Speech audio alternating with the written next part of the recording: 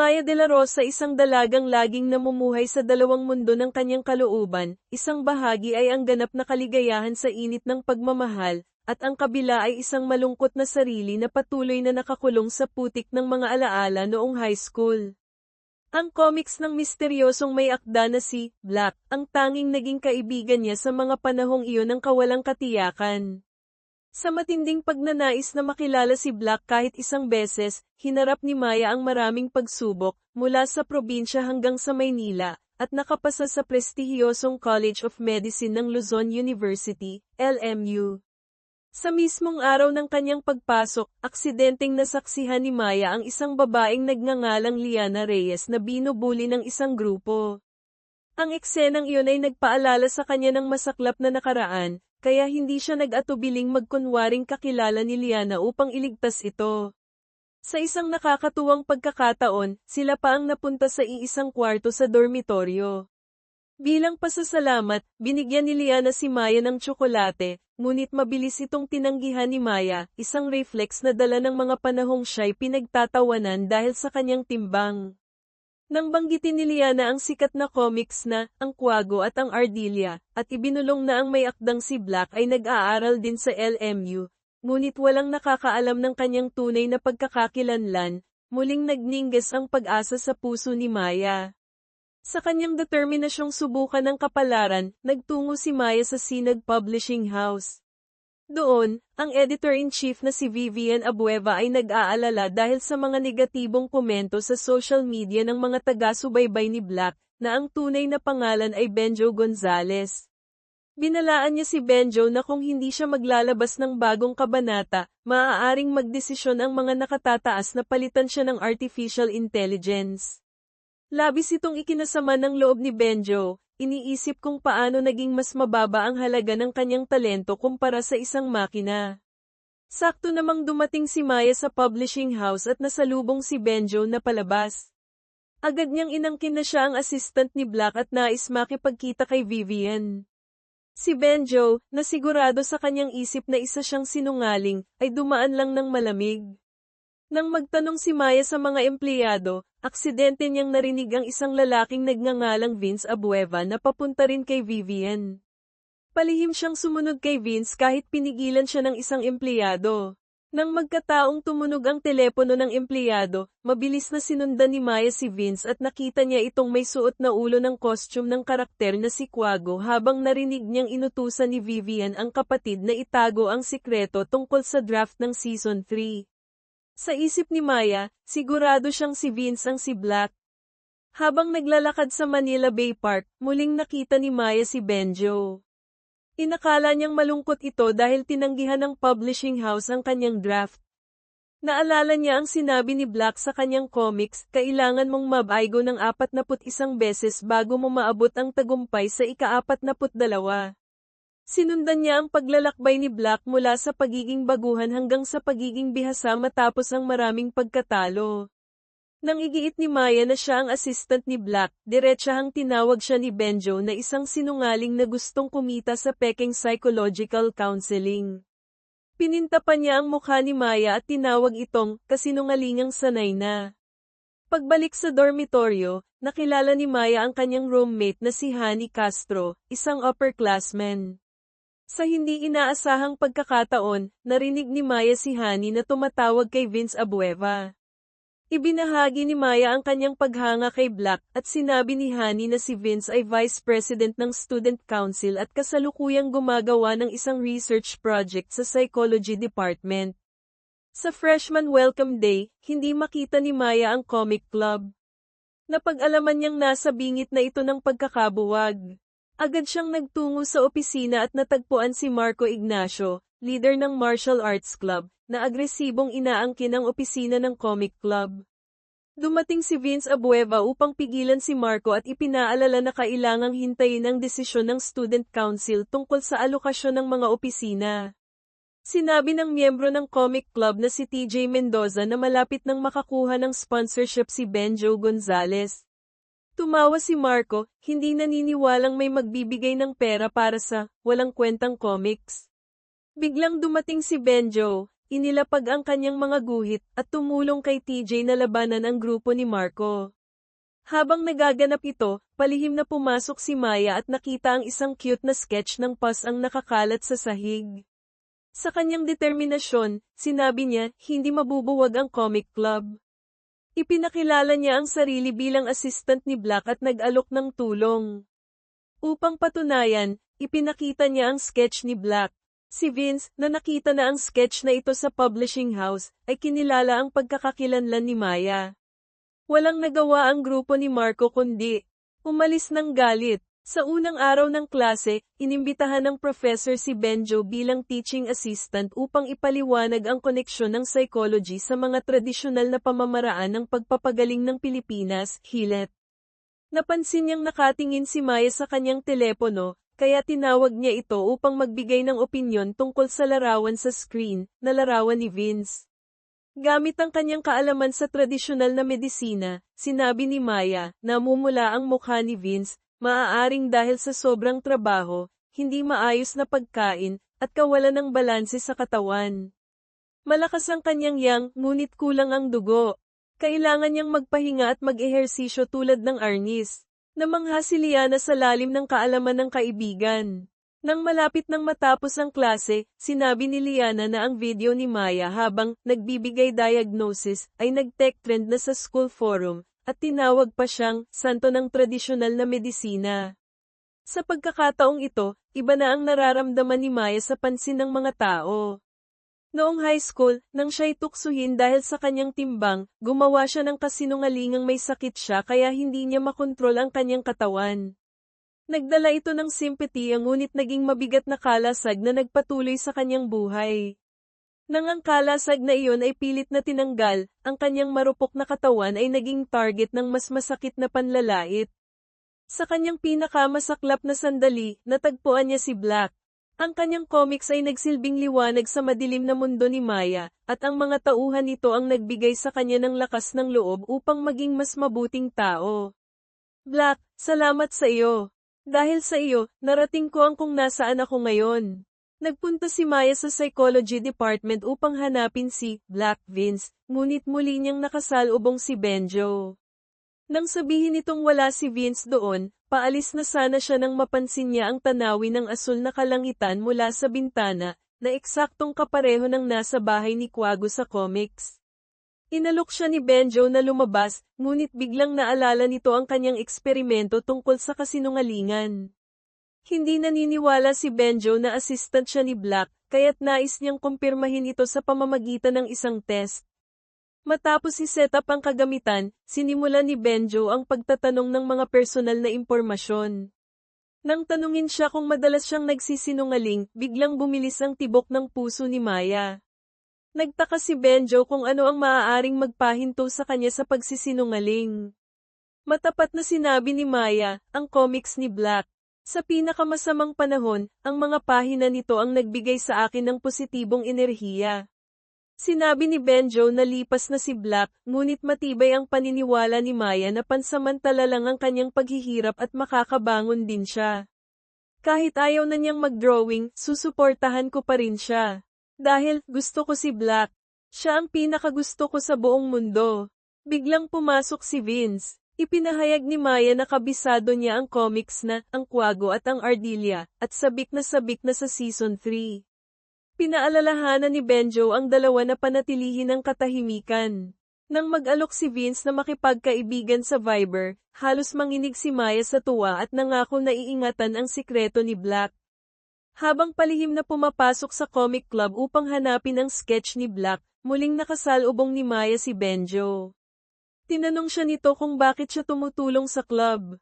Nang ipagpatuloy ni Maya ang kanyang kasinungalingan, tinanong siya ni Benjo tungkol sa mga gawin ni Black.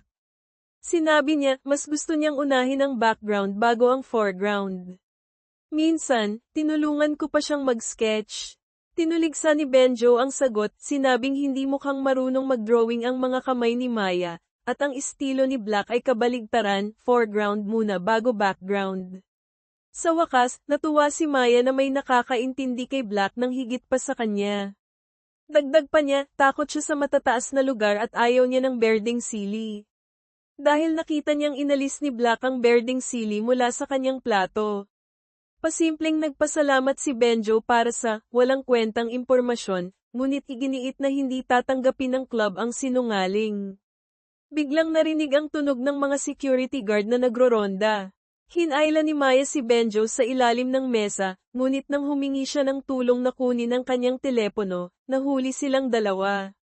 Mabilis na nagkunwari si Maya na miyembro siya ng martial arts club at hinayla si Benjo palabas. Nang makalayo na sila, tinanong ni Maya, totoo bang hindi maiiwasan ang pagsisinungaling? Sumagot si Benjo, may mga kasinungalingang may mabuting intensyon, ngunit may mga katotohanang nangangailangan ng tapang. Nasa tao kung paano haharapin ang kasinungalingan. Paano naman ikaw, Benjo Gonzales? Magsisinungaling ka ba? Nang makita niyang ayaw sumagot ni Benjo, biniro niya itong paparating na ang security, saka siya mabilis na tumakbo papalayo. Kinabukasan, nakasalubong ni TJ si Maya sa basketball court. Agad siyang lumapit upang makipag-usap, at palihim na tinanong tungkol kay Liana, ang babaeng kasama ni Maya noong nakaraan. Nang marinig ni Maya na gusto ni TJ makipagkilala, sinabi niya na si Liana ay kasapi ng Katutubo Cultural Club. Narinig ni Benjo ang usapan at nagtanong, close ba kayo? Si TJ, bilang senior ng comic club, ay nagdeklara na tanggap na si Maya bilang bagong miyembro. Sa Katutubo Cultural Club, narinig ni TJ si Liana na sinasabing mali ang suot ng mga miyembro ng club sa kanilang tradisyonal na kasuutan, halimbawa, maling paraan ng pagquilt ng tela o maling pagkakaayos ng damit, na nagpapakita ng kawalang respeto o maling interpretasyon. Nagalit ang leader ng club at pinalayas si Liana. Pumasok si TJ upang ipagtanggol si Liana, sinabing ang club ay hindi lang mababaw, kundi tamad pang mag-aral. Hinayla niya si Liana palabas at bumalik upang makipagtalo. Kahit medyo nabugbog sa diskusyon, masaya si TJ na naipagtanggol niya si Liana. Pinuri niya ang tama at makabuluhang sinabi ni Liana, habang tinuligsa ang grupo na nagdadamit tradisyonal para lamang sa pampaganda ng larawan, ngunit walang alam tungkol sa kultura. Inalok niya si Liana na sumali sa comic club. Samantala, kinausap ni Editor-in-Chief Vivian si Benjo, pinayuhan siyang mag-focus sa trabaho kaysa sa club na unti-unti nang bumabagsak. Sinabi niyang sinubukan niyang humingi ng pondo para sa club ngunit hindi ito naaprubahan. Dagdag pa, iminungkahi ni Vivian na gamitin ni Benjo ang kanyang pagkakakilanlan bilang Black upang lumahok sa comic exhibition sa pagitan ng mga unibersidad. Pagbalik sa club, nalaman ni Benjo na halos lahat ng lumang miyembro ay umalis na, at 4 na lalaki na lang ang natitirang miyembro. Ipinahayag ni TJ na may bagong miyembro silang Ace Card, ang assistant ni Black. Nakita ni Benjo ang munting pag-asa sa mga mata ng natitirang miyembro, kaya't hindi niya nagawang pigilan ang kanilang sigla. Sinimulan ni TJ ang pagpapakilala sa kasaysayan ng club mula nang sumali si Benjo. Ang comics ni Black ay nagkaroon ng maraming eksenang halatang inspirasyon mula sa LMU, kaya't kumalat ang tsismis na si Black ay nagtatago sa unibersidad. Dahil dito, maraming tagahanga ang sumali sa club. Ngunit 1 taon na ang nakalipas, tumigil si Black sa pag-update ng comics, dahilan upang unti-unting bumagsak ang club. Ipinaalala ni Benjo na kailangan ng club ng hindi bababa sa 10 miyembro upang magpatuloy. Nangako si Maya na gagawin ang lahat upang maibalik ang dating kasikatan ng club. Ang determinasyon ni Maya ay nagbigay inspirasyon sa natitirang miyembro, na halos maiyak sa tuwa. Nang makita si Vince, tinanong ni Maya kung galit ba siya dahil sa pagsisinungaling niyang pagiging assistant ni Black. Sinabi ni Vince na hindi siya galit dahil ginawa lang iyon ni Maya upang ayusin ang sitwasyon. Habang naghahanda si Vince para sa student exchange party, naisip ni Maya ang bagong plano para sa club. Iminungkahi niya ang ideya na pagandahin ang mga miyembro upang makaakit ng bagong kasapi sa party. Bagamat tutol si TJ sa simula, nang marinig niyang sasali si Liana, agad siyang pumayag at naging masigasig sa paghahanda. Alam nilang ayaw ni Benjo sumama, kaya't nagpunta ang mga miyembro sa kanya upang pakiusapan ang club leader. Ang student exchange party ay ginanap ng Engrandi sa tabing dagat. Ang bawat kalahok ay binigyan ng bracelet na tumitibok kapag may nararamdaman. Nang makita ni TJ si Liana, ang bracelet niya ay agad na tumibok ng malakas. Agad niyang pinatay ito upang magpigil ng damdamin habang nasa tabi ng Diyosa. Samantala, tinanong ni Vince si Benjo kung nakahanap na siya ng subject para sa kanyang research. Biglang dumating si Maya, nakasuot ng eleganteng asul na gown, na nagpa-stunned kina Vince at Benjo. Tinawag ni Maya ang lahat upang manood ng performance ni Honey, ang roommate niya. Si Honey, na miyembro ng drama club, ay nagbigay ng emosyonal na pagganap bilang babaeng iniwan ng pag-ibig.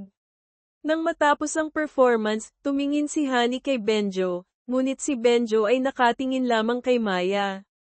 Nagpatuloy ang programa, at si Vince ang nagpa-organize sa game na Signal ng Tibok. Ipinakita ni Maya ang kanyang kakayahan sa pag-akit ng bagong miyembro para sa club. Ipinakilala niya ang sarili bilang assistant ni Black at hinikayat ang mga tagahanga ng comics na sumali sa comic club. Biglang lumapit si Vince upang makipag-usap kay Maya. Tinanong ni Maya kung nakakita na siya ng taong nagpapabilis ng tibok ng puso niya. Nang tumibok ang bracelet ni Vince, agad niyang tinanggal ito, sinabing medyo nangangalay ang kamay niya, saka nagpaalam na pupunta sa banyo. Sa kabilang banda, lumapit si Honey kay Benjo, pareho silang nasa third year sa psychology department. Halos hindi pinansin ni Benjo si Honey dahil nakatuon ang pansin niya kay Maya. Nang makita niyang may lalaking nag-aalok ng Viber contact kay Maya, hindi na siya nakapagpigil at lumapit upang palitan ang lalaki. Sinundan ni Maya ang proseso, tinanong si Benjo kung may naramdaman na ba siya para sa isang tao.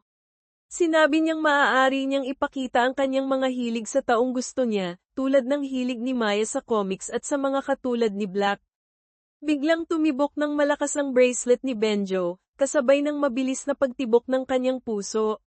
Sa kabilang mesa, ang bracelet ni TJ ay tumibok ng malakas habang nakaupo sa harap ni Liana.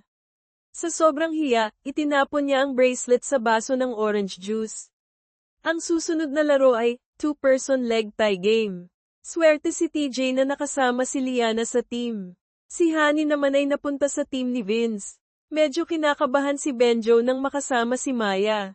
Nang sabihin niyang hindi siya magaling sa sports, ibinahagi ni Maya na minsan siyang tumakbo ng halos 10 kilometro para makapunta sa book signing ni Black.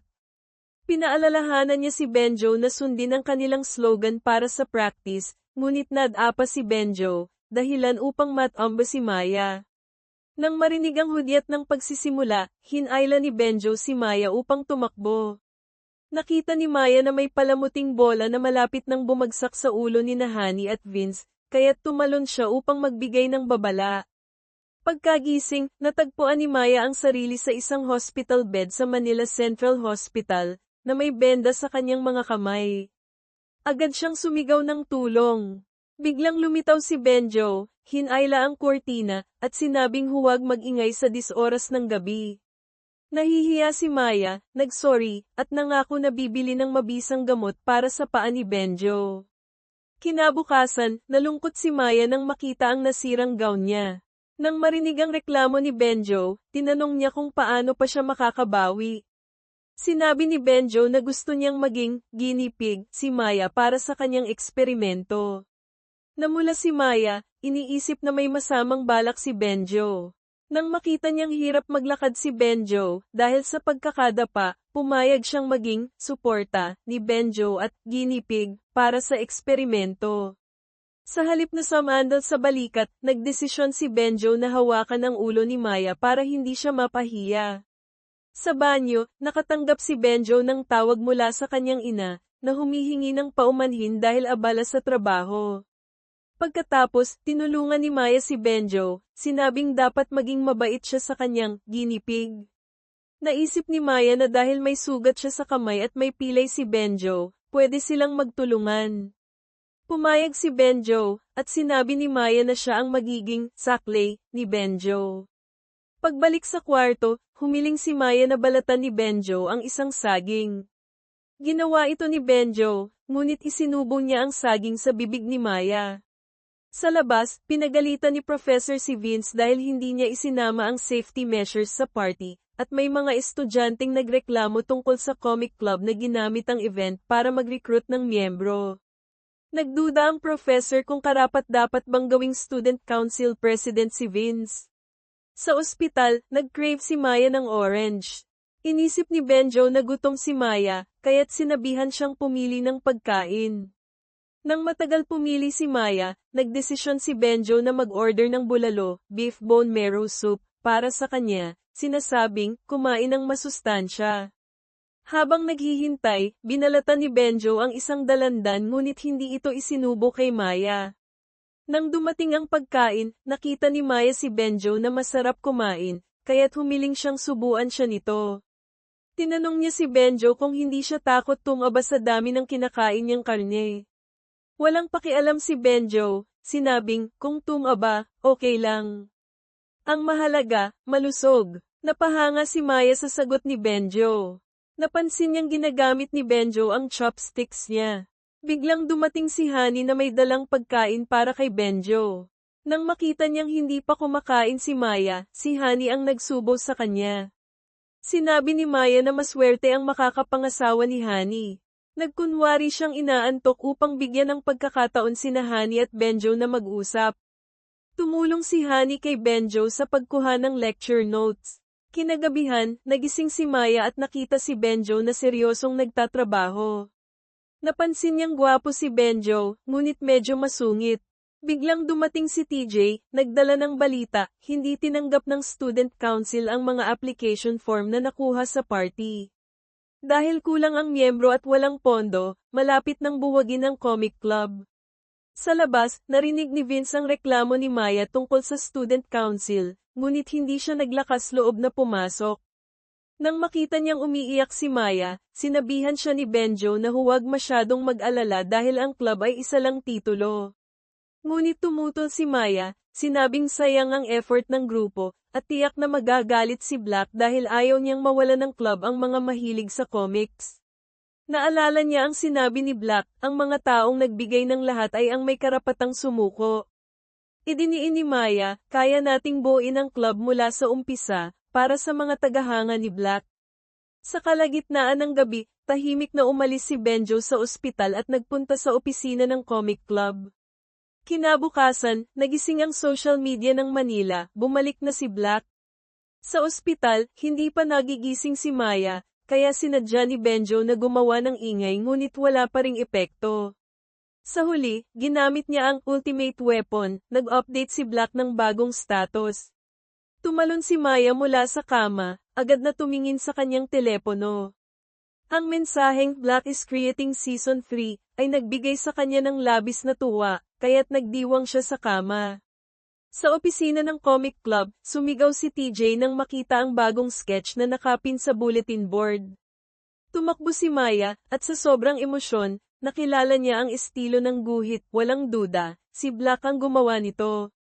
Agad na dumagsa ang ilang babaeng estudyante upang magparehistro bilang miyembro ng club.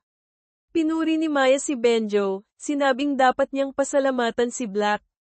Tumugon si Benjo, hindi mo pa ako pinapasalamatan sa pagtulong sa iyong buhaghag na buhok. Biglang dumating si Marco Ignacio kasama ang kanyang grupo at si Vince Abueva, na hinihingi sa comic club na umalis. Matapang na sinabi ni Maya, may isang araw pa kami para baguhin ang sitwasyon. Nang magbanta si Marco na gagamit ng dahas, agad na pumagitna si Benjo upang protektahan si Maya. Sa tamang oras, dumating si TJ na kasama si Liana Reyes upang magparehistro, na nagbigay sa club ng eksaktong 10 miyembro ayon sa panuntunan. Kahit galit si Marco, wala siyang magawa kundi mag-utos sa kanyang grupo na umalis, bilang respeto kay Vince. Nagpasalamat si Maya sa 5 bagong miyembro na sumali. Sa telepono, sinabihan ni Editor-in-Chief Vivian si Benjo, bakit ka nag-update ng status ng walang polem? May kontrata ka pa sa sinag? Ngunit kalaunan, sinabi niyang, kung ang pag-ibig ang nagbibigay inspirasyon sa iyong paglikha, baka dapat mo itong subukan. Maya ay nag-imbita kay Vince na kumain bilang pasasalamat dahil hindi niya ipinagpatuloy ang pagbuwag sa club, kahit patuloy pa rin siyang naniniwala na si Vince ang si Black. Dahil sa status mo, muling natagpuan ng lahat ang pagmamahal nila sa comics, sabi ni Maya. Bahagyang nag-alinlangan si Vince at sinabing, sa totoo lang, hindi ako si Black, ngunit inakala ni Maya na nagpapakumbaba lang siya o nais lamang panatilihin ang sikreto. Nang balak ni Vince na kuhanan ng pagkain si Maya, biglang sumulpot si Benjo at mabilis na, inagaw, ang pagkain, sabay sabing, pasensya na, masakit ang paa ko kaya hindi ko makuha mag-isa. Ibinigay pa niya kay Maya ang isang bote ng gamot para sa buto at kasukasuan na binili niya mula sa isang tindahan ng tradisyonal na gamot malapit sa Quiapo Market. Pagdating sa Manila Central Hospital para sa follow-up check-up, sinabi ng doktor na mabilis ang paggaling ni Benjo. Gayunpaman, nakiusap si Benjo na pahintulutan siyang magpatuloy na magsuot ng benda ng ilang araw pa, para sigurado. Samantala, tuwang-tuwa si Maya na muling malaya ang kanyang mga kamay na gumaling na. Paglabas niya ng clinic, agad na nag-activate si Benjo ng paawa mode, kunwaring hirap maglakad at nakasimangot, sabay sabing, kita mo na, ikaw ang dahilan kung bakit ganito ang paa ko. Kailangang alagaan mo ako hanggang gumaling ako ng tuluyan. Sa LMU Library, iniabot ni Benjo ang code ng libro at inutusan si Maya na kunin ito para sa kanya. Sa kanyang paghahanap, aksidente niyang nakita si Honey Castro. Agad na lumapit si Maya at nagmakaawa, Ate Honey, ikaw na ang bahala kay Benjo, may klase pa ako ngayon. Nagulat si Benjo, anong klase? Wala ka namang schedule ngayon. Ngumiti si Maya at sumagot, busy ako sa klase ng turuan si Kuya kung paano maging tao. Sakto namang nakatanggap ng mensahe si Benjo tungkol sa trabaho kaya nagpaalam siya. Habang pinapanood si Benjo na papalayo, naalala ni Honey ang nangyari 2 taon na ang nakalipas, habang nahihirapan siyang kumuha ng libro sa mataas na shelf at may isang taong palihim na kumukuha ng larawan sa kanya, si Benjo ang tumulong sa kanya, binigyan pa siya ng jacket upang takpan ang sarili. Mula noon, hindi na nawala sa isip ni Honey ang imahe ni Benjo. Sa isang meeting kasama ang kanilang department head, pinatawag ang 2 pinakamahusay na estudyante ng departamento. Napag-usapan na pareho silang nakahanap ng interesanting subject para sa kanilang research. Agad na nagulat si Vince tungkol sa kanilang eksperimento, ngunit hindi nagpatalo si Benjo, pasensya na po, sir, pero ako ang unang nakipag-ayos sa kanya. Tumawa ang department head at sinabing, bahala kayo kung paano kayo maghahati, basta siguraduhin ninyong maipapasa ang thesis ninyo sa tamang oras. Kinagabihan, naghihintay si Maya sa dormitory ng mga lalaki at iniabot kay Benjo ang isang bag ng tradisyonal na gamot para sa buto at kasukasuan, na may kasamang detalyadong instructions sa likod. Pagdating sa kanyang kwarto, binuksan ni Benjo ang kanyang telepono at binasa ang mga dating mensahe ni Maya para kay Black. Habang binabasa ang mga mensahe ng pag-aalala at suporta, tahimik siyang nag-type ng sagot, salamat. Matapos nito, nag-login siya online at sumubok ng isang love psychology quiz. Kinabukasan, dinalhan ni Maya si Benjo ng pain relief patch. Habang naglalakad siya, muntik na siyang madapa, kaya't mabilis siyang sinalo ni Benjo. Natigilan si Maya at napansin na normal na ang lakad ni Benjo. Ikaw ba'y nagkukunwari lang sa harap ko? Sa gitna ng pag-uusap, biglang dumating si Vince at inaya si Maya na sumama sa kanyang eksperimento. Agad na hinayla ni Benjo si Maya, nakalimutan mo na ba? Pumayag ka ng maging test subject ko. Tumitig si Vince kay Benjo at nagmungkahi, paano kung maglaro tayo ng tennis? Ang mananalo ang siyang magdedesisyon kung sino ang magiging test subject ni Maya. Sinubukan ni Maya na pigilan sila, ngunit tinanggap na ni Benjo ang hamon. Naging matindi ang laban. Ang score ay 6-7 pabor kay Vince. Sa huling rally, ibinuhos ng 2 ang kanilang lakas. Biglang nadapa si Benjo, tila sinadya, dahilan upang matalo siya. Agad na tumakbo si Maya upang sawayin siya, hindi ka marunong makinig, di ba sinabi kong mag-ingat ka? Nagkibit balikat si Benjo at sinabing, dapat marunong tumanggap ng pagkatalo. Sa'yo na ang test subject, Vince. Gayunpaman, lumapit si Maya kay Benjo upang suriin ang kanyang paa. Maingat niyang minasahe ang kanyang ankle na bahagyang na-sprain, habang patuloy siyang pinagsasabihan. Pagkatapos, nag-aya si Benjo na uminom silang lahat, ngunit muli niyang sinamantala ang pagkakataon upang ipagawa kay Maya ang kanyang psychological test. Nakakatawang isipin, ang mga tanong ay puro may kinalaman sa personal na hilig at pananaw tungkol sa pag-ibig. Nang tumunog ang bell na hudyat ng pagtatapos ng oras, nagpaalam si Maya at nagmadaling hanapin si Vince. Sa kapihan ng unibersidad, nakita niya si Vince at sumama sa kanya. Sumunod si Benjo, ngunit nang makita ang dalawa, tumalikod siya at umalis, halatang nagseselos. Sa library, sinuri ni Benjo ang resulta ng test na sinag-utan ni Maya. Napagtanto niya na sa likod ng matapang at tiwalang panlabas ni Maya ay isang babaeng nagtatago ng kahinaan, naghahangad ng pag-unawa at pagmamalasakit. Hindi niya namalayan, sinimulan niyang iguhit ang mukha ni Maya, alala ang bawat ngiti at kilos nito. Biglang bumalik ang inspirasyon sa kanya. Matapos ang sketch, kinuha na niya ito ng litrato at in-upload sa kanyang social media account para ipakita sa mga tagahanga. Samantala, natanggap ni Maya ang notification tungkol sa bagong post ni Black. Napansin niyang hawak ni Vince ang kanyang telepono malapit doon, ngunit biglang naalala ni Maya na si Black ay may natatanging nunal sa kanang kamay habang nagdo-drawing, at si Vince naman ay kaliwete. Dito nagsimulang magduda si Maya. Pagdating sa laboratory ni Vince, napansin ni Maya na hindi pala siya ang nag-iisang test subject. Maraming estudyante ang kasali sa eksperimento upang matiyak ang pagiging patas ng research. Habang sinasagutan ang mga tanong na tila tumatama sa kanyang nakaraan bilang biktima ng bullying at pagkakahiwalay, nakaramdam siya ng bahagyang sakit ng ulo at pagkabalisa. Naisip niya, madalas kailangan nating magsinungaling upang takpan ang mga naunang kasinungalingan. Nang tila hindi na niya kaya, biglang dumating si Benjo at hinayla siya palabas. May karapatan ng test subject na tumanggi kung hindi na komportable, sabi ni Benjo. Kung hindi mo na kaya, pwede kang huminto. Tumalikod siya kay Vince at sinabing, paano ka gumagawa ng research kung hindi mo man lang napapansin ang reaksyon ng subject mo? Hindi ka propesyonal. Nang tangkain ni Maya na ipagtanggol si Vince, galit na umalis si Benjo.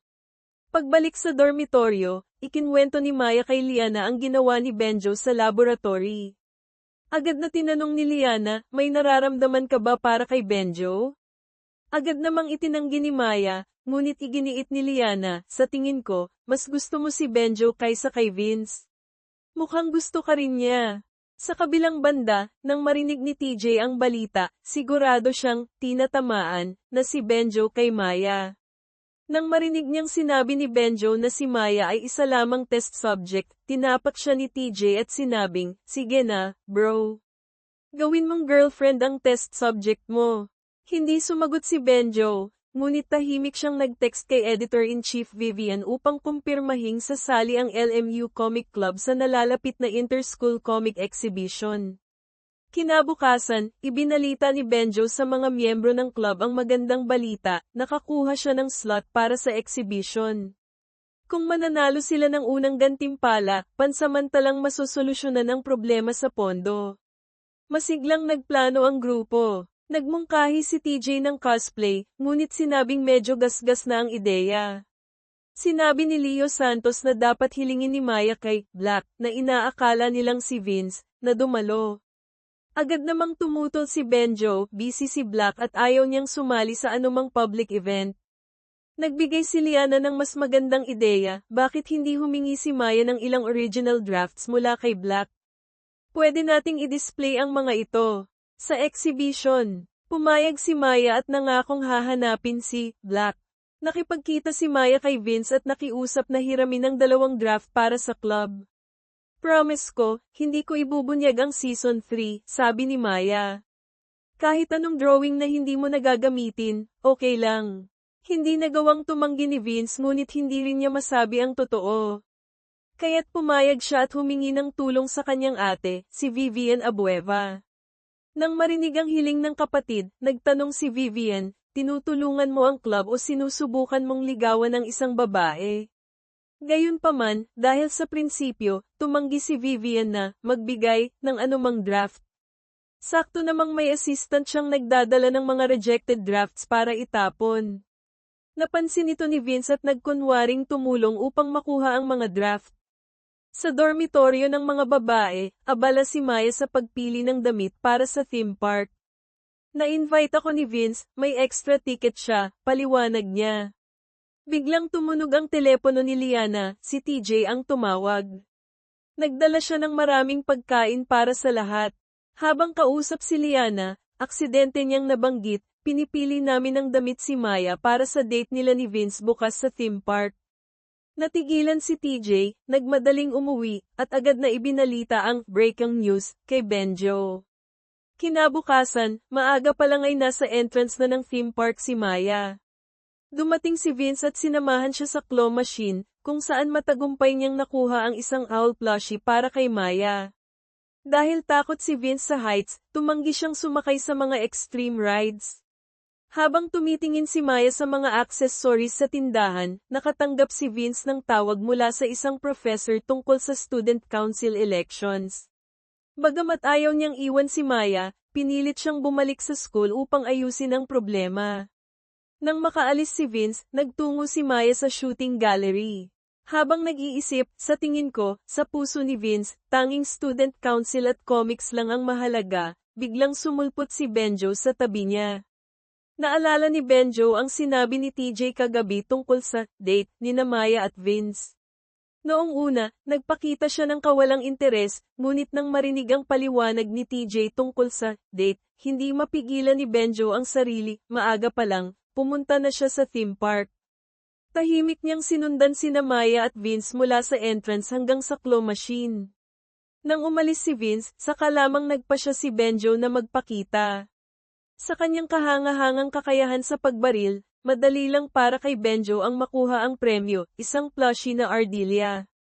Iniabot niya ito kay Maya at sinabing, dahil mas kilala mo si Black kaysa sa akin, ibinibigay ko ito sayo.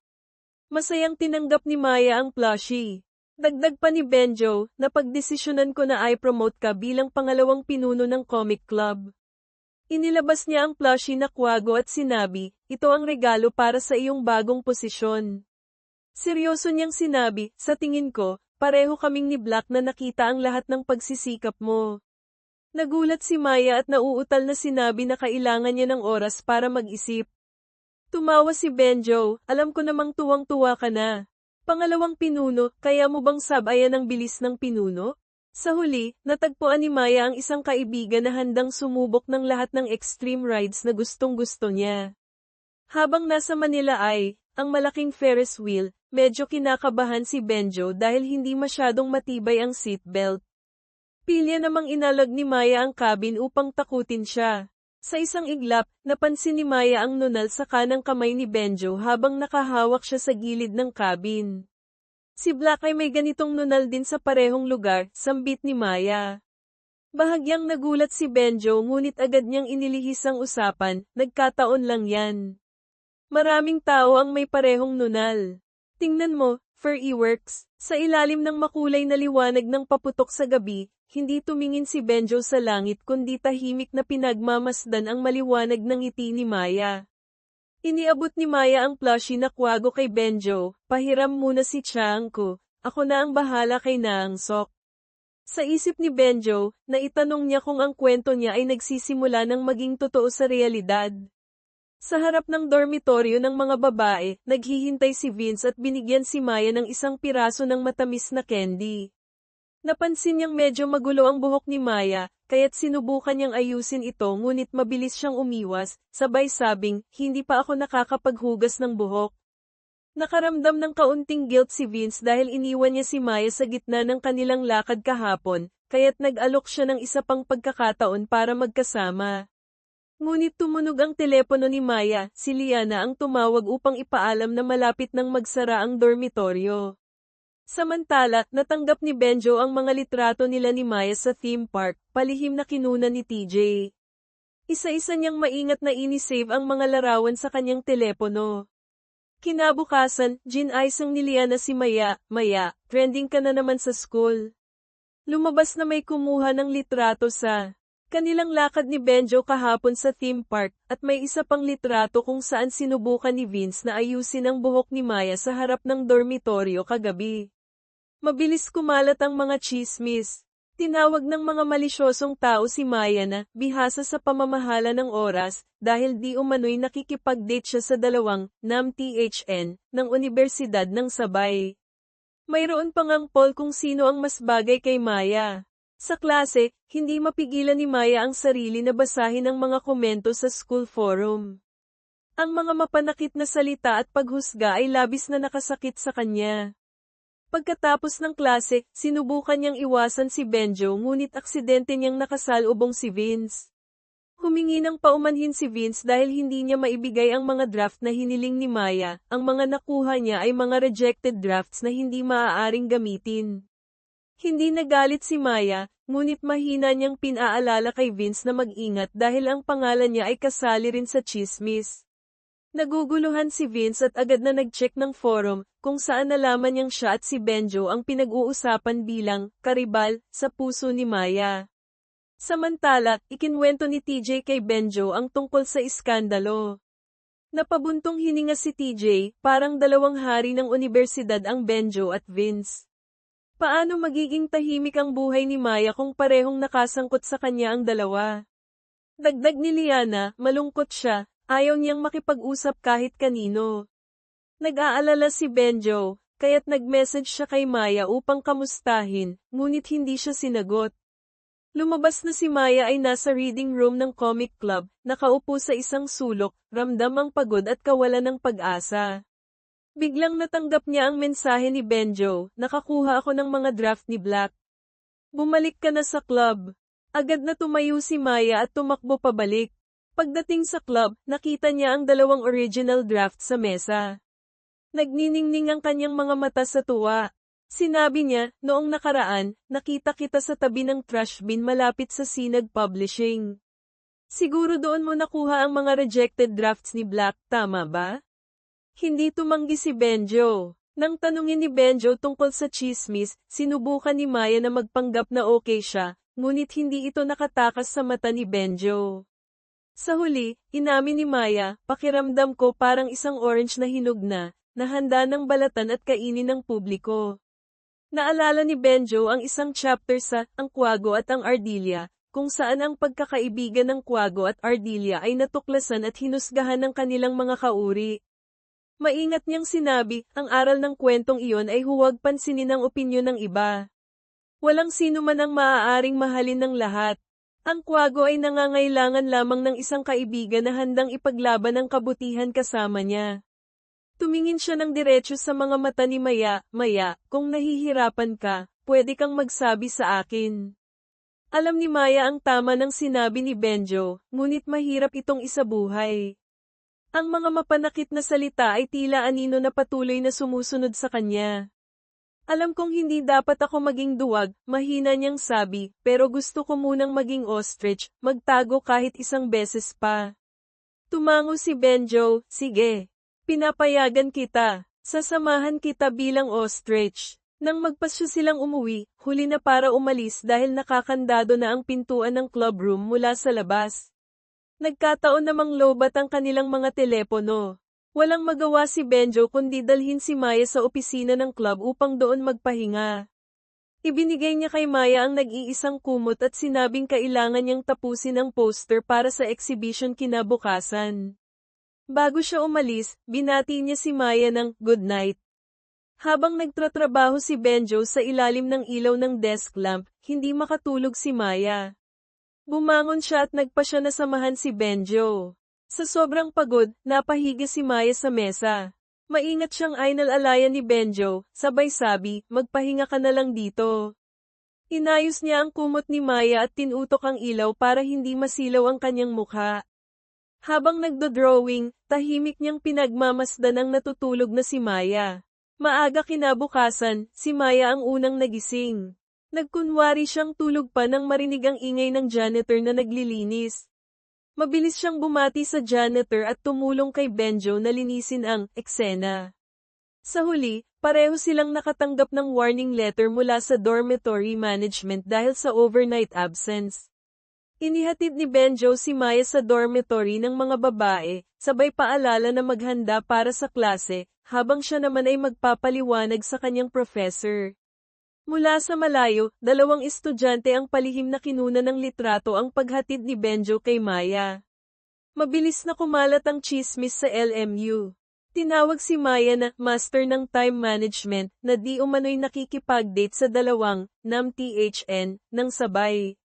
Lumala pa ang tsismis, nag-overnight si Benjo kasama si Maya kaya natalo niya si Vince sa love race. Narinig ni Maya ang mga bulong-bulungan at panlalait sa likod niya sa klase, dahilan upang makaramdam siya ng pagkahilo. Kahit sa loob ng banyo, hindi siya tinantana ng mga usisero. Nagtipon sila upang mag-usap-usap, may ilan pang malakas ang loob na nagbitaw ng mapanirang salita na ginagamit ni Maya ang kanyang katawan upang akitin ang mga pinakamagaling na lalaki sa unibersidad. Muli, naramdaman ni Maya ang parehong kawalan ng pag-asa na naramdaman niya noong high school. Biglang pumasok si Honey sa banyo.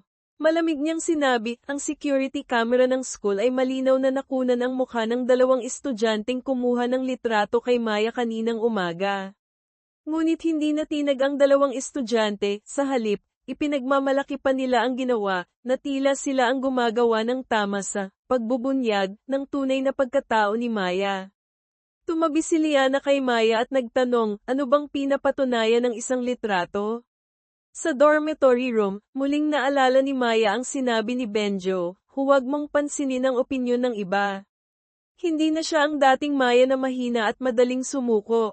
Huminga siya ng malalim at nagdesisyong harapin ang lahat. Lumabas si Maya at tahimik na lumapit sa grupo ng mga nag-uusap-usap. Malinaw niyang sinabi, may halong pang-aasar, ang pangit ng kuha niyo. Dagdag pa niya, ipapaliwanag ko ang lahat sa school administration para maparusahan ang mga nagpapakalat ng maling impormasyon at naninira ng dangal ng iba. Tumingin siya ng diretso sa dalawang estudyanteng kumuha ng litrato, tandaan niyo, hindi lahat ng nakikita ng mata ay totoo. Sa labas ng campus, sa ilalim ng sikat ng araw, naramdaman ni Maya ang ginhawa at pasasalamat dahil may mga mabubuting kaibigan siyang tulad ni Liana at Honey na laging nasa tabi niya. Sinabi ni Honey na si Benjo ang nag-report ng insidente sa pamunuan ng paaralan at humiling na suriin ang footage ng security camera, kaya natukoy ang mga taong nagpakalat ng tsismis. Mabilis na tumakbo si Maya papunta sa comic club. Nakita niya si Benjo na nakatulog sa mesa dahil sa pagod. Tahimik siyang tumayo sa tabi nito at ginamit ang kanyang kamay upang takpan ang sinag ng araw na tumatama sa mukha ni Benjo. Nang marinig niyang binanggit ni Benjo ang pangalan niya, ngumiti siya, salamat sa pagtulong na matukoy ang mga nagpakalat ng tsismis. Pagkatapos, sinabi niya ng buong lakas, oo na. Tinatanggap ko ang posisyon bilang pangalawang pinuno ng comic club. Ngumiti si Benjo at tumayo ng tuwid, kung ganoon, kailangan ko na ang mga ideya ng pangalawang pinuno para sa darating na exhibit. Nagpaalam si Maya na mag-iisip pa, sabay paalala sa kanya, doon ka na sa sofa matulog para mas comfortable. Sa susunod na pulong ng club, formal na inihayag ni Benjo, ang pagmamahal ni Maya sa comics ang nagtipon sa ating lahat. Kaya napagdesisyonan kong itatalaga siya bilang pangalawang pinuno ng comic club. Tinanggap ni Maya ang posisyon sa gitna ng masigabong palakpakan ng mga miyembro. Dagdag pa ni Benjo, ngayong taon, bukod sa mga hurado, magkakaroon din ng karapatang bumoto ang mga audience sa exhibit. Nagsimula ng magtalakayan ang mga miyembro. May nagmungkahi na magpamahagi ng flyers, at may iba naman na gustong magsuot ng tradisyonal na kasuutan para sa promosyon. Sa puntong ito, nagbigay si Maya ng kakaibang ideya, kukunan natin ng litrato ang isa sa mga drawing ni Black at gagawin itong isang malaking puzzle. Mag-oorganisa tayo ng hamon kung sino ang makakabuo ng puzzle ng pinakamabilis, at ang premyo ay, 2 original drafts ni Black na nasa atin. Dagdag niya ang kondisyon, para makasali sa hamon, kailangang bumoto ang bawat isa para sa LMU Comic Club. Ang matapang na ideya na ito ay nakatanggap ng masigabong suporta mula sa grupo. Sabay high five ni Maya kay Benjo, sana magtagumpay ang partnership natin. Sa araw ng Inter-School Comic Exhibit, naging engrandi ang kaganapan na nilahukan ng maraming comic clubs mula sa iba't ibang unibersidad. Sa booth ng LMU, masaya si Maya habang naririnig ang papuri ni Benjo, "Hindi masama ang suot mo ngayon." Ngunit biglang nawala ang kanyang saya nang makita ang isang pamilyar na mukha, si Daniel Cruz, ang taong nangbully sa kanya noong high school. Kasama ang kanyang mga kaibigan, tila hindi siya nakilala ni Daniel dahil sa malaking pagbabago sa hitsura niya. Agad na naghanap si Maya ng paraan upang umiwas, nanginginig sa takot. Napansin ni Benjo ang kakaibang kilos ni Maya. Agad niyang ginamit ang dahilan na inaayos ang booth upang maayos na maitaboy si Daniel at ang kanyang grupo papunta sa ibang lugar. Nang makaalis ang grupo, sakalang nakahinga ng maluwag si Maya, ngunit mabilis pa rin ang tibok ng kanyang puso. Naghanap siya ng tahimik na sulok upang pakalmehin ang sarili. Bumalik sa kanya ang mga alaala ng pang-aabuso, ang mga panlalait, ang mga suntok, at ang pagkakagupit ng pangit sa kanyang buhok. Habang nakalubog sa mga alaala, biglang narinig niya ang isang pamilyar na boses sa tabi niya, dahilan upang mapatingala siya ng bigla. Ang boses na iyon ay kay Daniel Cruz. Lumapit siya, nagniningning ang mga mata habang tinitingnan si Maya. "Parang kilala kita?" Maya natulala, nanginginig ang buong katawan. Sa kabutihang palad, dumating si Vince Abueva. Agad niyang napansin ang takot sa mukha ni Maya kaya't hinayla niya ito palayo. "Pasensya na, abala kami sa club." Sa pagbalik nila sa booth ng LMU, pansamantalang napansin ni Vince ang mga original drafts ni Black na inihanda ni Benjo. Tumingin siya sa hawak niyang mga drafts na gawa ng AI, mga drawing na nakuha niya mula sa trash bin ng Sinag Publishing. Tahimik niyang itinapon ang mga ito sa malapit na basurahan, may bahagyang pakiramdam ng guilt. Sa booth, napansin ni Benjo na parang wala sa sarili si Maya. Nang marinig niyang nagugutom ito, nag-alok si Honey Castro na samahan si Maya upang maghanap ng makakain.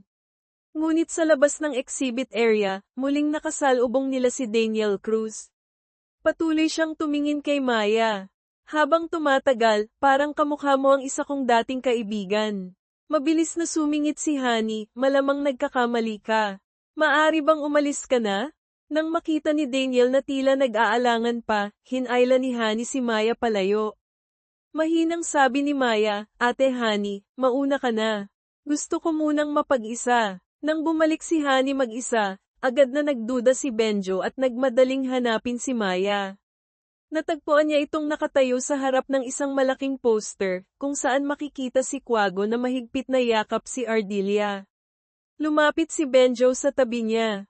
"Ano bang nangyari?" Sinubukan ni Maya na magpanggap na okay siya, ngunit maingat na sinabi ni Benjo, "Ang ugali mong magsinungaling para itago ang sakit ay parang isang uri ng sakit din."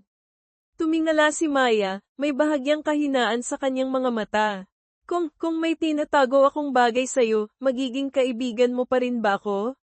Tahimik si Benjo sandali. "Alam kong hindi ka palaging nagsasabi ng totoo," sagot niya, walang bahid ng galit. "Pero habang nakakasama kita, natutunan kong wala kang masamang intensyon. Hindi kita sisisihin sa mga kasinungalingang ginagamit mo para protektahan ang sarili mo." Kumuha siya ng papel, iginuhit ang isang cute na Quago, at idinikit ito sa noo ni Maya.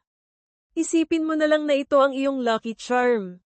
Napatawa si Maya at pabirong sinabi, "Ang galing mo mag-drawing, pero ang layo sa galing ni Black." Ang ngiti ni Maya ay nagbigay ng ginhawa kay Benjo. Sa sumunod na araw ng exhibit, bumalik ang sigla ni Maya. Naging masigla siya bilang Ardelia, na nakakaakit ng maraming tao. Gayunpaman, ang pansin ng karamihan ay napunta sa booth ng Universidad ng Silangan, odds, na nag-aalok ng promo, bumoto para sa odds at makakakuha ng pinakabagong drawing ni Black. Napansin ni Benjo ang mga drawing at agad na napansin na gawa ito ng AI, matigas ang mga linya at walang kaluluwa. Sa parehong oras, nagkita sina Vince at Daniel Cruz, kilala nila ang isa't isa. Itinuro ni Vince ang booth ng odds, "Ang mga drawing na yan, kamukha ng mga itinapon ko sa basurahan noong nakaraang araw." Nagduda si Daniel, paano magiging basura ang ganitong klase ng drawing? Hindi ba drawing ni Black yan? Sa isang sulok, narinig ni Maya ang buong usapan. Nang umalis si Daniel, lumabas siya upang harapin si Vince. Alam niyang narinig niya ang lahat, kaya't umamin si Vince, oo, gawa ng AI ang mga drawing na yan. Si Ate Vivian ang nagpasubok. Ramdam ni Maya ang galit at pagkadismaya. Ang machine ay hindi kailanman magkakaroon ng kaluluwa tulad ng tao. Hindi kailanman gagawin ni Black ang ganito. Mahigpit niyang hinawakan ang kanyang kamay. Hindi ko hahayaang sirain ng kahit sino ang reputasyon niya. Pagbalik sa booth ng LMU, sinabi ni Maya sa grupo na ini-report na niya ang pandaraya ng odds sa organizers. Kailangan nating ipaglaban ang pangalan ni Black. Sa pagpunta niya kay Benjo upang pag-usapan pa ang mga plano, muli niyang nakasalubong si Vince. Kitang-kita sa kanyang mga mata ang lungkot nang mapansin ang malamig na tingin ni Maya sa kanya. Maya, ako. Sinubukan ni Vince na magsalita ngunit pinutol siya ni Maya, alam ko na. Alam kong hindi ikaw si Black.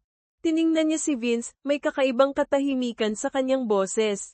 Salamat sa pagiging totoo. Biglang umalingaw-ngaw ang anunsyo mula sa organizers, malugod naming tinatanggap ang lahat ng bisita sa isang espesyal na session kasama ang isang misteryosong panauhin. Tahimik na nanood si Vince habang si Maya ay sumama sa karamihan, patungo sa stage. Sa entablado, ipinakilala ni Vivian Abueva, ang editor-in-chief, ang misteryosong panauhin natin ngayong araw, walang iba kundi si Black. Sa ilalim ng spotlight, lumabas ang isang pamilyar na figure na nakasuot ng costume ni Quago. Sa gitna ng hiyawan ng audience, nagsalita si Black Benjo. Sa kasalukuyan, nasa proseso ako ng paggawa ng Season 3. Ngunit ang mga drawing na ipinakita ng Universidad ng Silangan ay gawa ng AI. Dagdag pa niya, hindi ko tinatanggihan ang halaga ng AI, ngunit hindi nito kailanman maipapakita ang damdamin at kaisipan ng isang tunay na artist. Ang lahat ng gawa ko ay batay sa tunay na emosyon. Patuloy akong magtataguyod sa paggawa ng drawing gamit ang kamay.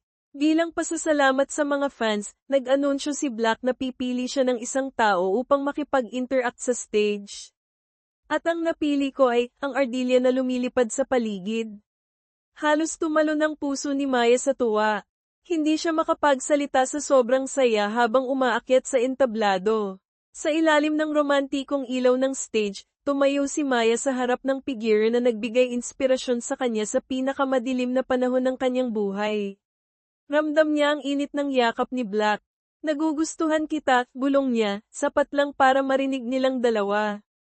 Natulala si Maya, hindi makapaniwala sa narinig.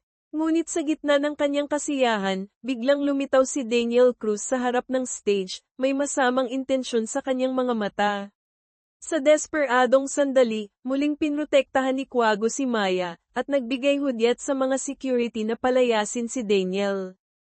Pagkatapos ng event sa temporary office ng organizers, sinubukan ni Black, Benjo, na pag-aanin ang loob ni Maya. Ang ngiti mo ay napakaganda. Mahinang sagot ni Maya, Black, gusto ko talaga ang mga comics mo. Sa tuwing nawawalan ako ng pag-asa, ang mga karakter mo ang nagbibigay lakas sa akin para magpatuloy.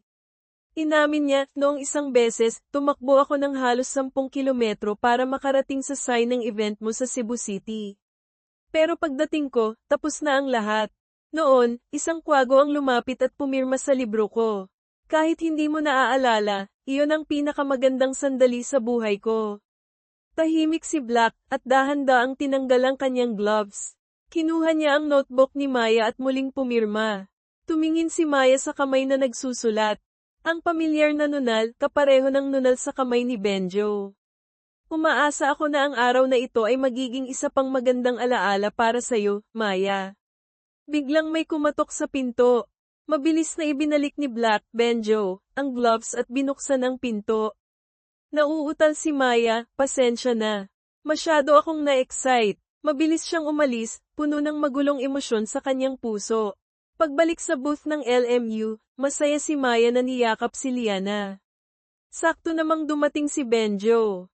Tahimik niyang tinulungan si Maya sa pag-aayos ng gamit at inilagay ang litrato ng grupo sa dingding. Habang ginagawa ito, naalala niya ang sandali sa entablado kung saan niyakap niya si Maya. Ang malambot na pakiramdam at init ng yakap na iyon ay tila nananatili pa rin. Bigla namang lumingon si Maya at masiglang ikinwento kay Benjo ang karanasan niya sa pagkikita kay Black. Napansin niyang tila nawawala sa sarili si Benjo, kaya nagtanong siya, anong nangyayari sa'yo? May ginagawa ka ba ngayong hapon? Sagot ni Benjo, medyo may inaasikaso lang. Hindi ito pinansin ni Maya at patuloy na ikinwento ang detalye ng sandaling niyakap siya ni Black. Iniisip niyang baka nalulungkot si Benjo dahil hindi nito nakita ang idolo nila, kaya inabot niya ang card na may pirma ni Black para sa'yo. Kinuha ito ni Benjo, at hindi sinasadyang namula ang kanyang mukha. Pilyang hinipo ni Maya ang pisngi nito, hindi ka naman nilalagnat, di ba? Samantala, habang nagliligpit si Honey, may nahulog na lumang litrato mula sa bag ni Maya, isang litrato noong high school. Napansin ni Honey na ang medyo chubby na babae sa larawan ay si Maya, na nakatayo sa tabi ni Daniel Cruz. Sakto namang dumating si Liana, masayang ikinwento ang tungkol sa pagkakayakap ni Black kay Maya sa event. Dagdag pa niya, kahit tumakbo pa siya para hanapin si Benjo at ikwento ang nangyari. Narinig ito ni Honey, at biglang naramdaman ang kakaibang lungkot sa kanyang puso. Nagpas siyang kausapin ni Honey si Maya ng pribado. Maya, kaibigan mo ba si Daniel Cruz? Tanong niya, may halong pag-aalala. Narinig ko kasi na medyo pasaway siya noong high school. Nag-aalala lang ako para sa'yo. Ikinwento ni Maya ang nangyari noong nakaraan. Madalas siyang mag-isa sa pagpasok sa eskwela. Isang araw, hinarang siya ni Daniel para manghingi ng baon. Sa sobrang takot, sinabi niya ang kasinungalingang siya ay pamangkin ng advisor ni Daniel. Hindi niya akalaing ang simpleng pagsisinungaling na iyon para protektahan ang sarili ay magiging dahilan ng patuloy na pag-abala ni Daniel sa kanya. Pero ngayon, sabi ni Maya, na mas matatag na, mas malakas na ako. Dahil mayroon akong mga kaibigang laging nandyan para sa akin, handang magtanggol at umunawa. Sa ikatlong araw ng exhibit, na siyang huling araw, maagang bumalik sina Maya at Honey sa booth. Ibinahagi ni Honey ang isang kakaibang balita, mukhang may naglagay ng hidden camera sa loob ng banyo ng mga babae. Mabuti na lang at napansin ko agad. Agad nilang inireport ito sa organizers at kay Benjo. Sama-sama silang pumunta sa security room upang suriin ang mga footage. Napansin ni Maya ang isang kaina-hinalang pigira, nakasuot ng itim, may suot na cap na nakatikip sa mukha, na pumasok sa banyo ng mga babae ng maaga pa. Sa pagbalik nila sa booth, ipinaliwanag ni Benjo ang plano, siguradong babalik ang taong iyon para kunin ang kamera.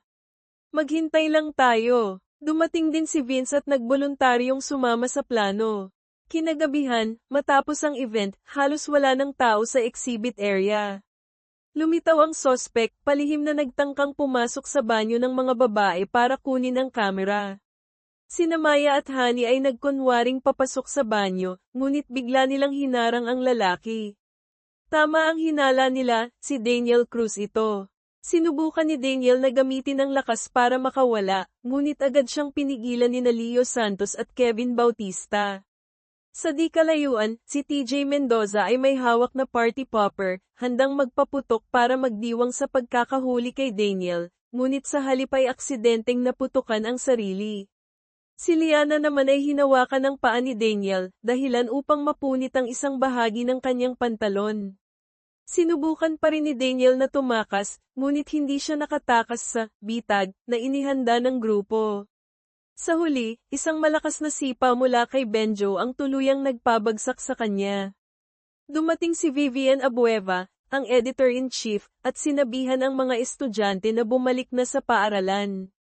Siya na ang bahala sa pagdala kay Daniel sa presinto ng pulisya. Sa huling biyahe ng bus pabalik sa LMU, tahimik ang paligid. Si Benjo ay nakaupo sa likuran, tahimik na nakatingin kay Maya na nakaupo sa ilang hilera mula sa kanya. Hindi niya alam na sa salamin ng bintana, palihim din siyang tinitingnan ni Maya. Kinagabihan, nanaginip si Maya ng magandang panaginip.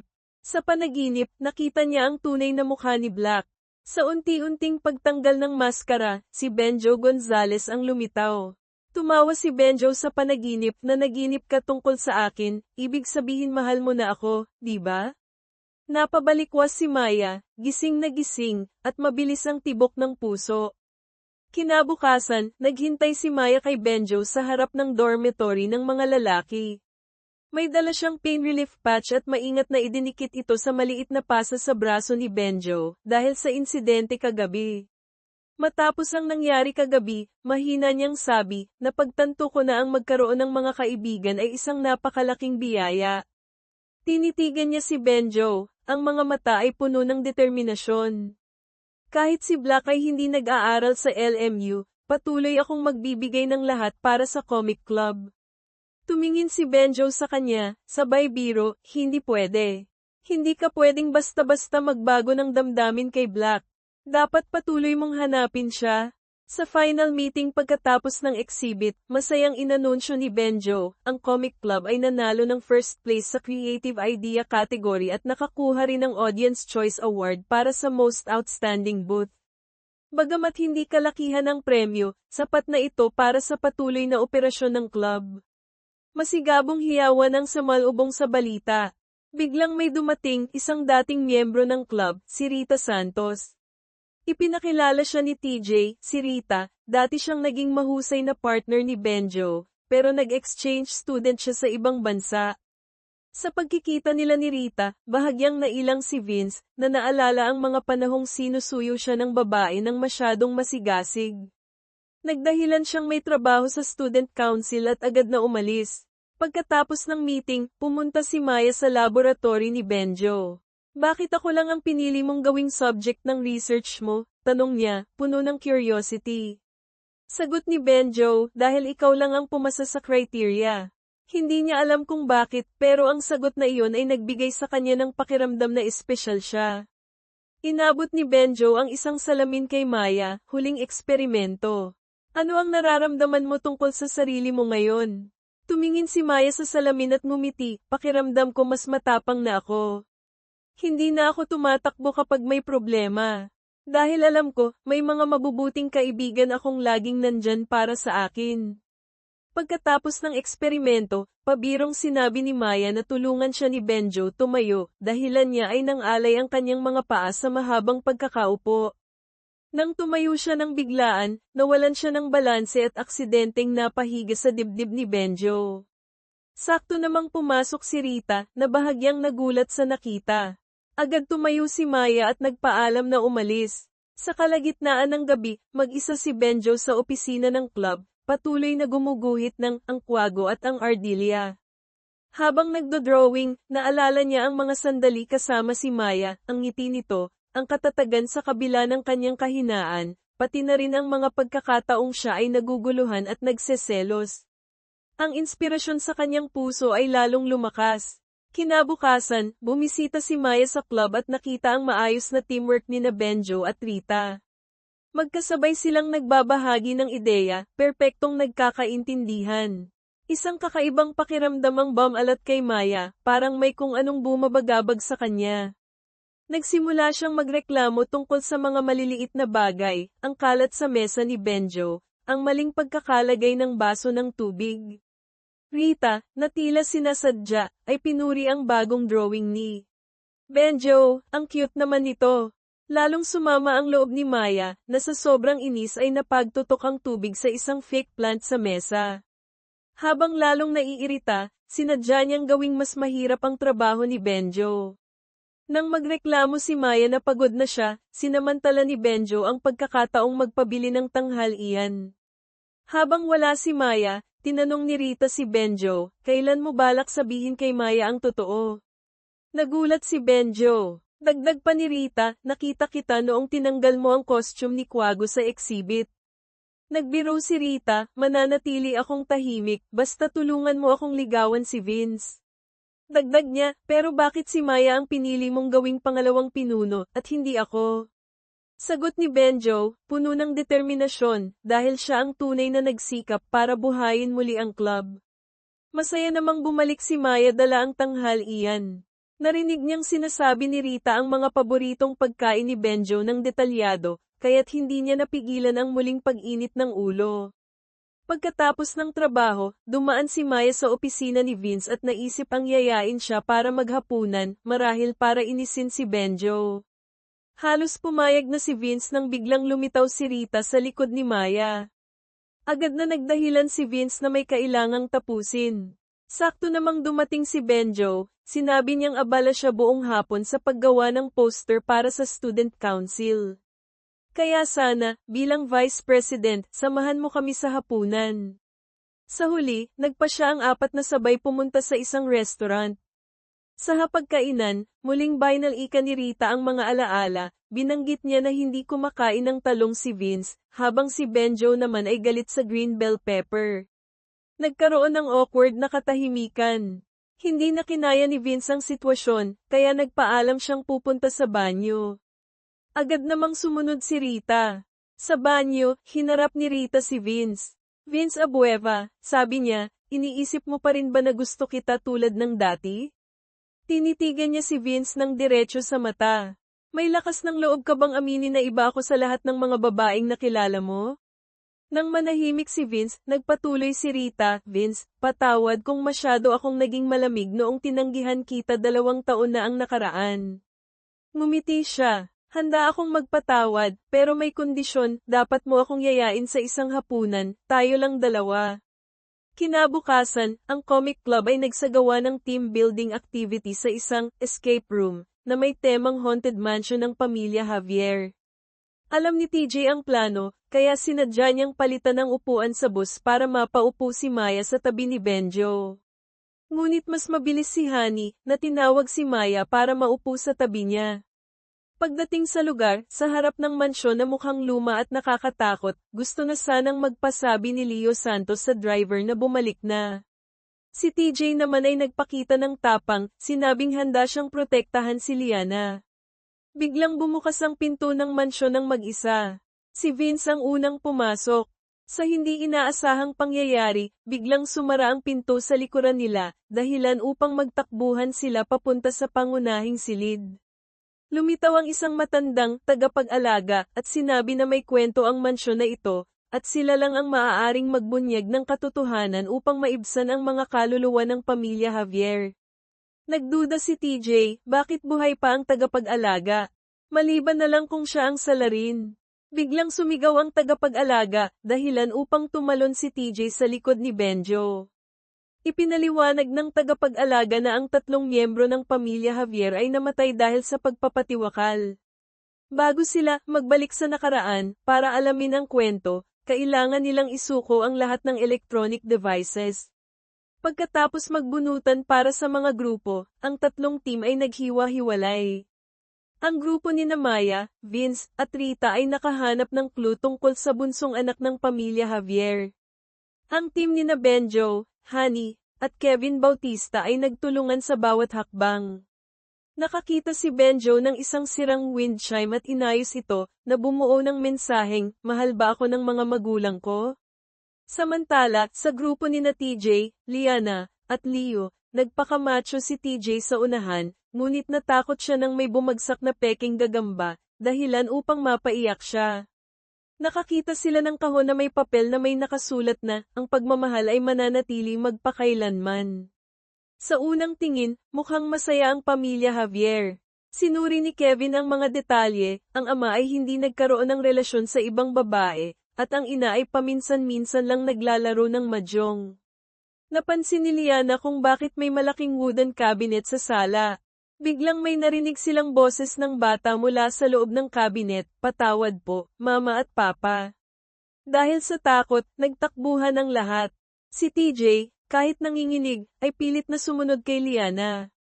Sa isang kwarto, may nakita silang isang mannequin na tila may sumpa. Sa takot, niyakap ni TJ si Liana upang magpakita ng tapang. Samantala, sa kabilang banda, habang tumatakbo, hinayla ni Maya si Benjo papunta sa isang malaking cabinet. Narinig nila ang boses ng bata sa labas, dahilan upang takpan ni Maya ang kanyang mga tenga sa takot. Pinakalma siya ni Benjo, huwag kang mag-alala, nandito ako. Biglang gumalaw ang cabinet at tumigil ng bigla, dahilan upang mapalapit sila sa isa't isa. Paglabas nila mula sa cabinet, inakala ni Benjo na iyon ang secret room ng bunsong anak. Sa mesa, may mga sketch ng bata na palaging mag-isang nagdiriwang ng kaarawan. Ang pinakamalaking hangarin niya ay makasama ang kanyang mga magulang. Naalala ni Benjo ang kanyang kabataan, kung saan palaging mag-isa siyang nagdiwang ng kaarawan dahil abala ang kanyang mga magulang sa trabaho. Matapos matuklasan ang kwento ng bunsong anak, sinubukan ni Maya buksan ang pinto ng cabinet, ngunit hindi ito gumalaw.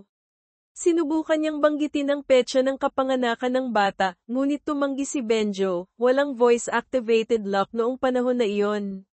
Biglang may narinig silang mabilis na pagkatok mula sa labas, dahilan upang yakapin ni Maya si Benjo sa takot. Maraming piraso ng papel ang dahan-daang bumagsak mula sa siwang ng pinto. Samantala, ang grupo ni Narita ay nakakita ng mga lumang papeles ng utang. Napagtanto nila na sa kabila ng pagiging mukhang mayaman ng pamilya Javier, sila ay lubog sa utang. Ang dalawang grupo ay bumalik na sa sala, naghihintay kina Maya at Benjo. Nabasa ni Kevin ang isang lumang balita, matapos ang biglaang pagkamatay ng ama, ang ina ng pamilya Javier ay nawalan ng katinoan at nagpakamatay sa isang secret room. Sa loob ng secret room, pinagsama-sama ni Benjo at Maya ang mga piraso ng papel. Sinabi ni Benjo, parang puzzle ito, tulad ng mga drawing ni Black. Tumingin si Maya sa kanya, salamat, Benjo, sa palaging pagprotekta sa akin. Sa wakas, nabuo ni Benjo ang larawan. Nakalarawan dito ang batang malungkot sa harap ng kanyang birthday cake, may nakasulat na, siguradong sa susunod. Chakchan LN Sao. Nalaman ni Benjo na, kahit marangya ang buhay ng bata, siya ay hindi masaya. Hinahanap niya ang pagmamahal at presensya ng kanyang mga magulang. Ikinwento ni Benjo ang kanyang kabataan, kung saan palaging sinasabi ng kanyang mga magulang na, siguradong sa susunod, upang ipaliwanag ang kanilang abala sa trabaho. Simula noon, sabi ni Benjo, kinamumuhian ko na ang mga kasinungalingang iyon. Kung hindi sigurado, huwag nang mangako. Tinitigan siya ni Maya at mahina niyang sinabi, pangako, hindi ko sasabihin ang ganoong salita sa'yo. Biglang bumukas ang pinto ng kwarto, at pumasok ang mga miyembro ng grupo, nahuli sina Maya at Benjo na magkalapit.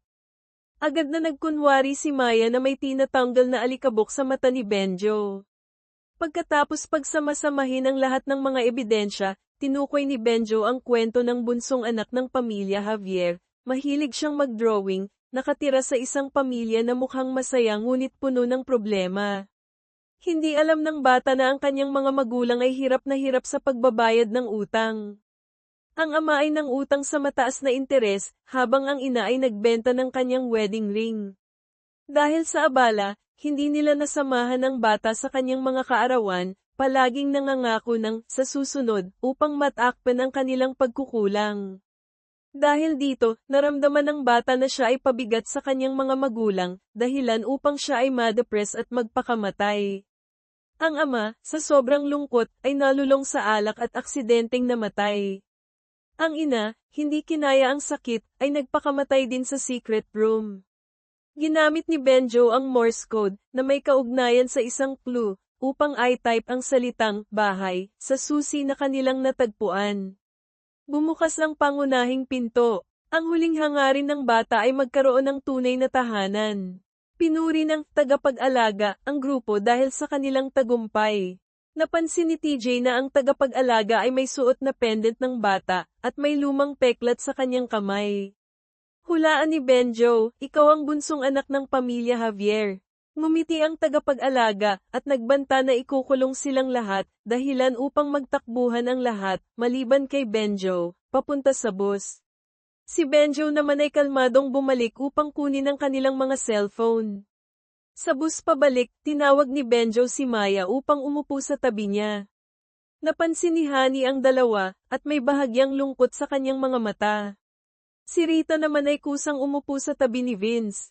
Sa likuran, si TJ ay masayang kumukuha ng litrato kasama si Liana. Pagbalik sa dormitoryo, excited si TJ sa paghahanda ng isang romantic confession para kay Liana. Pinayuhan niya si Benjo na maging mas proactive upang manalo kay Maya.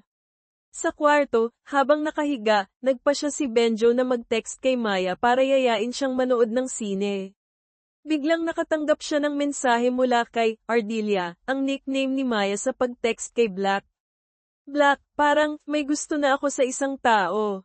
Pero hindi ako sigurado kung ano ang nararamdaman niya para sa akin.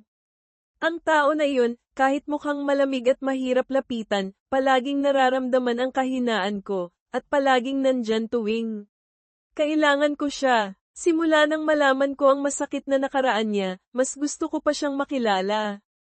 Pero parang hindi gumagalaw ang relasyon namin. Kung hindi siya magiging mas aktibo, ibig sabihin ba, hindi niya ako gusto? Binasa ni Benjo ang mensahe, at biglang bumilis ang tibok ng kanyang puso.